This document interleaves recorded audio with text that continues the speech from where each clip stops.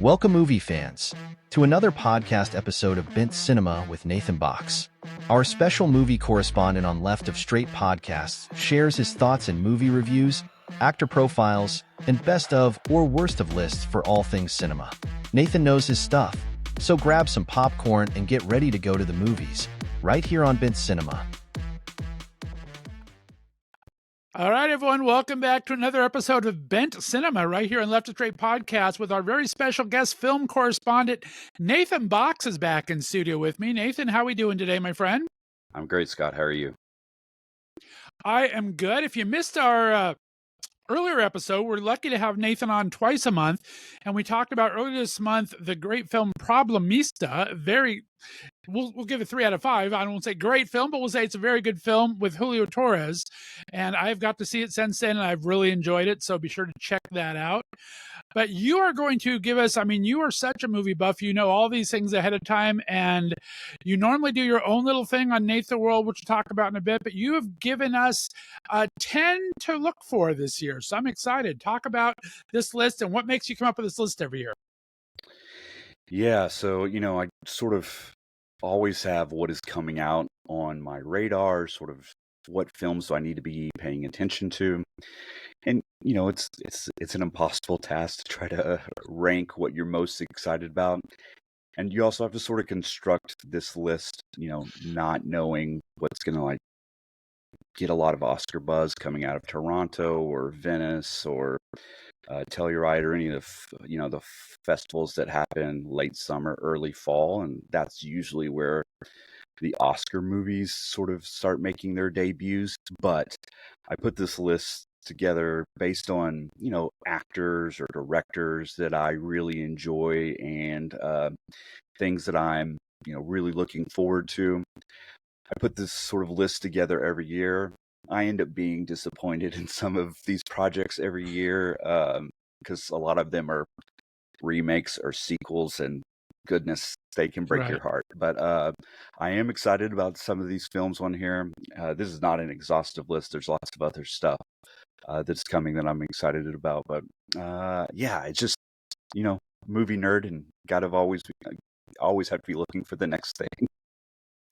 Well, I'm excited to go through them with you. You sent me this little list to look over, and I'd only not heard of 2 of them, so I had most of them on my radar. Like you said, I think 2 of your 10 are remakes or sequels, and there's a lot of sequels coming out this year or remakes. So, quite a few of them when I was going looking doing my research. But let's start at number 10 and work our way up to the one you're most anticipating. Number 10, you had Horizon, an American Saga. This is a Kevin Costner piece, right? It is, and it is a movie. It's going to be about sort of manifest destiny in our expansion to the West. It's going to come out in 2 parts. It's going to come. The first part will come out at the end of June, and the second part will come out in the middle of August. I've always really liked Kevin Costner's westerns. Dances with Wolves is a fantastic movie. There's another movie called Open Range with Robert Duvall that he's fantastic in. I think this is a really interesting point in America's history to sort of base a movie on. I'm really intrigued that we're going to get 2 parts to this film, and we're going to get them basically 2 months apart. So I'm interested to see how people respond to that. But also, Kevin Costner has built this huge following based on sort of the Yellowstone series. So I'm interested to see, will people respond to this movie based on that show? So really excited to see this. And, Westerns are sort of thing that are often missing from our, yearly movie calendar. So to see a big epic one come back to the screen feels pretty great. Yeah, he's definitely an actor's actor and an actor's director from everything you see. He doesn't seem like the most personal guy outside of it. He doesn't care about the outside aspects. He just likes to make a great film, and I think he does it real well. So I think Dance with Wolves is my mother's favorite movie. She probably watches it once a month at least. But and I love Mary I'm the TV buff here between the two of us. So she was on True Crimes or Major Crimes spinoff of The Closer. So that's the first time I came across Mary on there, Mary O'Donnell. So yeah, great choice. I'm looking forward to that. Number 9, you have the Bike Riders, which seems kind of an interesting concept. Go ahead and talk about that one. Yeah, so this is going to be Austin Butler, who sort of exploded into our world, based the Elvis film that came out a couple years ago. This is going to be a film about a sort of bike gang or a motorcycle club called the Vandals, and it's set in the 1960s Midwest sort of thing. Um, I don't know personally too much about this project. I'm really hooked based on the trailer alone. It just looks sort of fascinating to me.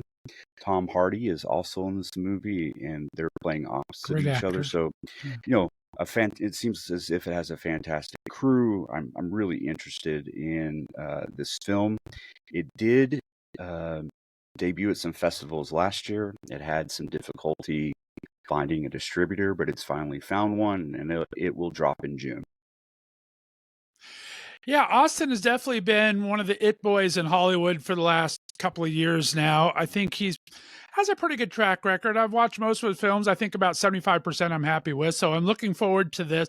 Tom Hardy, I really love. So yeah, that's going to be kind of fun to see. But it definitely seems like it's going to be interesting. I'm going to look for more on this as well. Let's go into number 8, Hitman, because I love Mioretta in anything she does. So this is going to be kind of fun. She probably has a small part, but I'm just looking forward to her. Yeah, so this is a film that will drop over the summer. It'll drop in June, and it stars Glenn Powell. What I'm most excited about is it is a Richard Linklater film, from Boyhood fame and so many other great films. This will be a straight to Netflix debut, so that always makes me nervous. But from what I've heard and read, based on the film festivals that it has been at, it has been received really well. So I'm excited about this. I'm always excited about a new Linklater project. I think he is a phenomenal director. He puts his heart really into these films. This is going to be a film about a police associate who sort of disguises himself as an assassin to catch clients. So a fascinating sort of plot line. But I'm really excited, as you said, or mentioned, like the cast, the director behind it. I think this may be a film that we'll be talking about not this summer, but not just this summer, but later this year as well. I'm looking forward to it. Linklater, I mean, when I first came familiar with that, what was that first movie that I became about a boy or something? So I always think of him as an epic guy that does long things. So it's going to be interesting to see how he does this kind of serious and comedic elements to it. So I'm really looking forward to that as well. So, but yeah, he's an amazing director. Speaking of amazing directors, we got a pedigree going on for your number 7 pick here. We have Megapolis. Talk about that. Yeah, so this has been a rumor in Hollywood for a long time, which is whether Coppola will ever get the money together to sort of release his last film. He says this is his last film. This film is costing him somewhere in the neighborhood of $100 million out of his own pocket. We have been waiting for this film to release for a long time, and it doesn't have a release date yet. It at this point in time is just rumored, but it has started casting, which I think is sort of the thing we need to know that a film is moving forward. Adam Driver is set to star in the film, but beyond that, no one knows anything about this thing. But it is a Coppola film, and I think it will be an event, whatever he produces, just as sort of his swan song. To me, is incredibly intriguing. I'm looking forward to that as well. I am a huge Coppola fan. I love Sofia Coppola's movies. I wonder if she's helping get this out there or anything. So yeah, it's going to be interesting to see. I'm on the lookout for that one. Now the next one, your number 6, I had not heard of. Kinds of Kindness. What is that about? Yeah, so Kinds of Kindness, the trailer for this just dropped, and if anyone, anyone listening, watched Poor Things last year, you're going to recognize a lot of people in this movie. It's going to have Emma Stone back in it. It's going to have William Dafoe back in it. It's the same. It's the same writer and director, Sorgo, who did The Lobster and obviously Poor Things. He makes a very odd, unique film. He's a very unique storyteller. You know, the first trailer that dropped doesn't tell us a tremendous amount of what this film is going to be about. But, I'm going to show up for an Emma Stone film because I think she's one of the best actresses in Hollywood at the moment. I will also show up for pretty much anything that William Dafoe does because the guy is, in my opinion, one of the bravest actors in Hollywood. He takes tremendous chances, and that's enough to hook me and get me sitting in a movie theater. Defoe's amazing. Anyone could go from his hardcore action movies to his Spider-Man roles. I mean, that's diversity right there for me. But I love Yeah, Willem Dafoe. he is phenomenal in this movie that's called at Eternity's Gate. And if you haven't seen that movie, I really recommend it. He's also had another movie called The Lighthouse, which is also a very odd movie that I recommend people at least give a chance, for nothing more to just see how brave this guy is on screen. I agree 100%. All right, number 5, Nathan, you have If. I kind of love the pedigree on this. I mean, Kaczynski has 2 movies coming out this year. He's become so well known for how well he did his horror movie. And now we have this one with Ryan Reynolds. Talk about If for a minute. Yeah, so If is written and directed by John Krasinski, who did Quiet Place Part 1 and 2. We are getting a prequel to A Quiet Place later this year, but that is not directed by John Krasinski. It will star Ryan Reynolds and Phoebe Waller-Bridge, which is just a fantastic combination of 2 comedic actors to put together. But sort of the basis of the film is, what if your imaginary friends weren't imaginary and they were real and they were all around you? So this is definitely probably more skewed toward children, but I think it'll be one of those movies that a lot of jokes are buried in there for adults and parents to find. I'm going to show up based on, who's written and directed it and who's starring in it alone.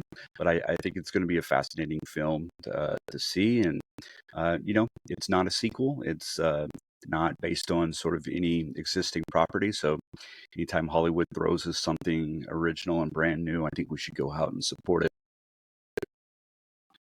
There you go. And then keeping it all in the family, your number 4 pick, The Fall Guy, has John Krasinski's better half, I think, in there as well. Is Emma the one that's married to John? Yes. Yeah. I thought so, yeah. So you got Emma Blunt in there. Plus, this is a Ryan Reynolds project we've been talking about for a while, ever since the Oscars, when he kind of teased it a bit. Talk about The Fall Guy.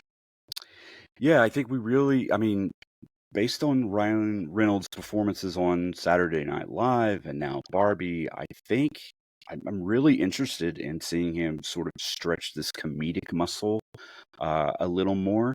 This movie did debut at South by Southwest and sort of got pretty rave reviews.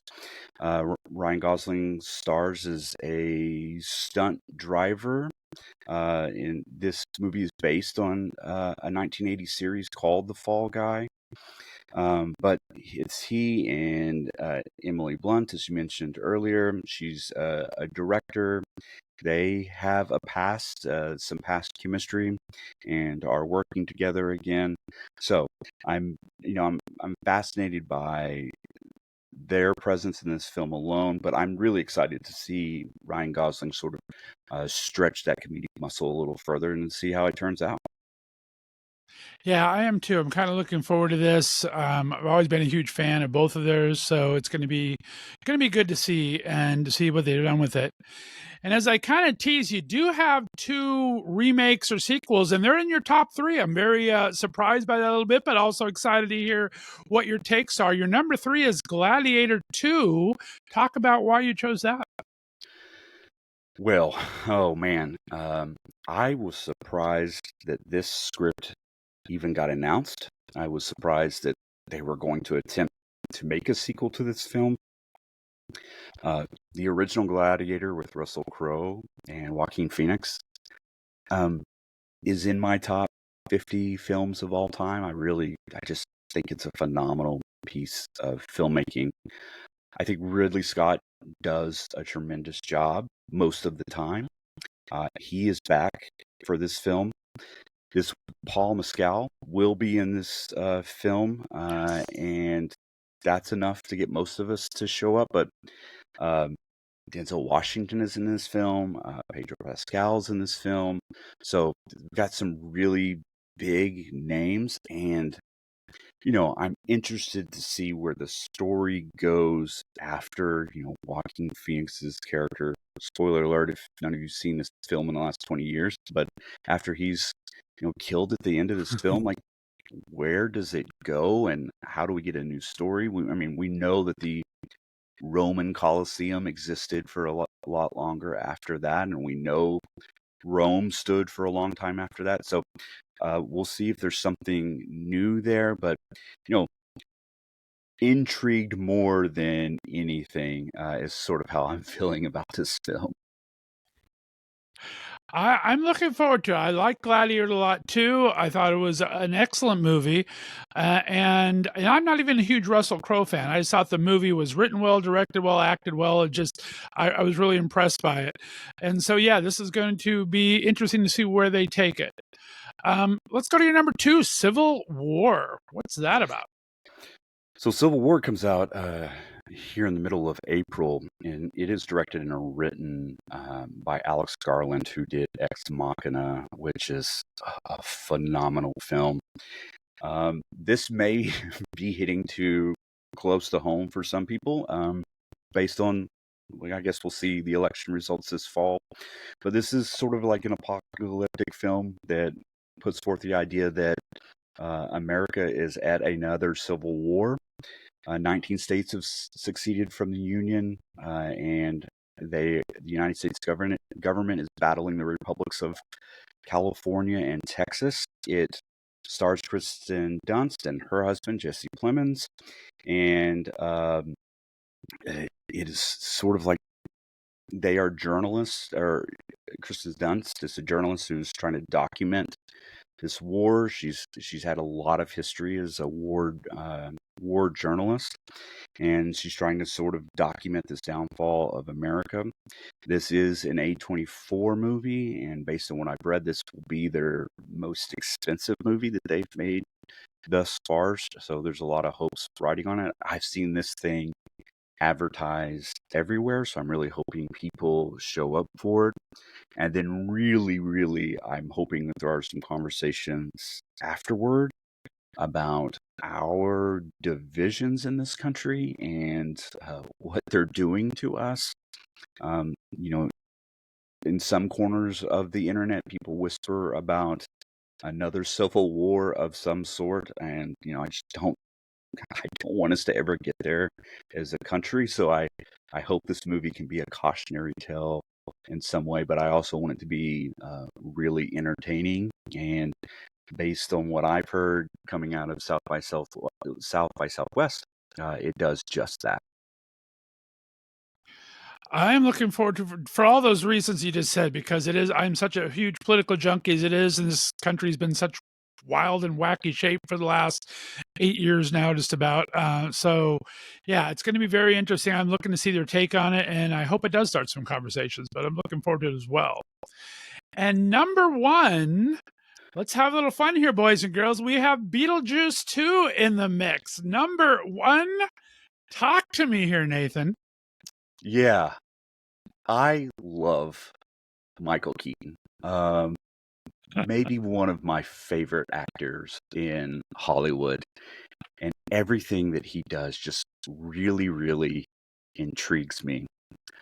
I'm again sort of flabbergasted that we are getting a sequel to this film, a film that came out in 1987 and was sort of like a cult classic. Didn't really get it didn't Right. have humongous box office numbers, but after that, in the VHS market, people really sort of gravitated to it, and it spun off into a cartoon and this gigantic world. So I'm intrigued to see what they're going to do with it.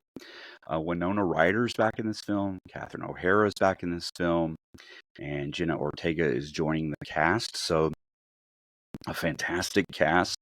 I really, when we reviewed Problemista, we talked about sort of this need for adult comedies, and I'm hoping that scratches the same itch that Beetlejuice.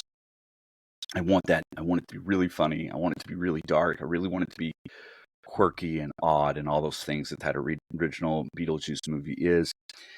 Catherine O'Hara has exploded since this film. I mean, Schitt's Creek made Yeah. her a household name. If people hadn't recognized her from, the fantastic 90s movies, I think she's more than, Kevin McAllister's mom in Home Alone now. She's a comedic force in her own right. So I can't wait to see what she has done with this script and her character. So I'm I'm really excited about this film, but um, I will say that I'm cautiously optimistic because if we've learned anything, sequels to films that happened 30, 40 years ago will often disappoint us. But I have really high hopes that when you and I review this in September, that we're doing so with smiles on our faces. I agree with you 100% on all of that. I am also a huge Michael Keaton fan. I think he can do no wrong in what he's done, both on television and in film. He's so versatile and so amazing on how he does these projects. Catherine O'Hara, I've been a huge fan of forever. I just saw a announcement the other day. Like I told you, I'm the TV nerd, and Catherine O'Hara and Catherine Hahn. We have two Catherines. Catherine O'Hara and Catherine Hahn are joining forces in an Apple TV show coming up soon. Okay. So Catherine Hahn, of course, played the witch in the Wanda series on TV for the Avengers kind of thing. And I just think they're both phenomenal actresses. So they're joining a project on Apple I'm looking forward to. But yeah, I think it's going to be fun. You hope it doesn't disappoint. One of the things that I think is, we're talking how long ago it was filmed and CGI has gone so far. I hope they don't over CGI it, because I think it was really fun, kind of all the sight gags they use of the original. So that's the one thing I'm hoping for, is it stays as funny, but they don't over CGI it. Yeah, it's always the danger of these remakes for 30, 40 years after the fact. If they stay true to sort of the oddities of that first script that we got almost 40 years ago at this point in time, I think they'll do okay. But the first trailer has dropped. I really recommend people go check it out. And it does have that sort of quirky, odd feel of the first film thus far. But we'll have to see what, a 90-minute, 2-hour film looks like. So I'm excited. There you go. I am too. Well, Nathan Box, thanks so much for sharing. We're going to do something a little fun here. I think I'm going to keep this list, and I'm going to put the box office takes of the first weekend of all these films, and let's see how close they order in your order here on how much they made their first weekend, and see if they're close. They don't have to be huge hits, but to be interested to see how their box office goes. So we'll kind of keep track of that and talk about that later in the year. I always appreciate having Nathan on the show. Be sure to check out all of our Bent Cinemas. You can go to www.leftofstraightpodcast.com to go through all of our other podcasts with Nathan. We did talk about, like we said, Problemista, right? What was our show? It's been 2 weeks. I can't remember already. Oh my goodness. So yeah, I watched that with Julio Torres And then we'll be back. We get Nathan 2 times a month. Remind everyone your great website, Nate, and where they can find you outside of Left to Straight Podcast Network. Yeah, so my website is natetheworld.com, and all social media handles are at natetheworld. Yeah, come over, read about some movies. Let's have a conversation. I love talking about this stuff, and we'll do it almost anytime, anywhere. And yeah, as always, thanks for having me, Scott, and I love having the conversation. Well, I appreciate you coming on. I love it as well. Guys, if you haven't seen it already, we have a special perk on our Indiegogo with Nathan. We're heading the show to Palm Springs, bringing all of our podcasts there, and Nathan's going to do a special perk for Indiegogo. You're going to host a movie trivia and screening night. That sounds like it's going to be awesome, my friend. Yeah, these things that you rope me into, Scott, you're so creative, and you also are a salesman. But I am so excited to do this, and like I said, nerd out on film. I personally here in Seattle host a quarterly cinema supper club that we get together and watch a film that I've never seen, and we sort of eat food and drink and debate the film. And doing that with some people across the country would be really exciting, and it's a wonderful perk, and I hope people take advantage of it. Well, I'm so excited you volunteered to do that. I'll be sitting in and help moderate as we need. We're going to send everyone there's only 50 tickets available. So be sure to look for that and try to get in early for it.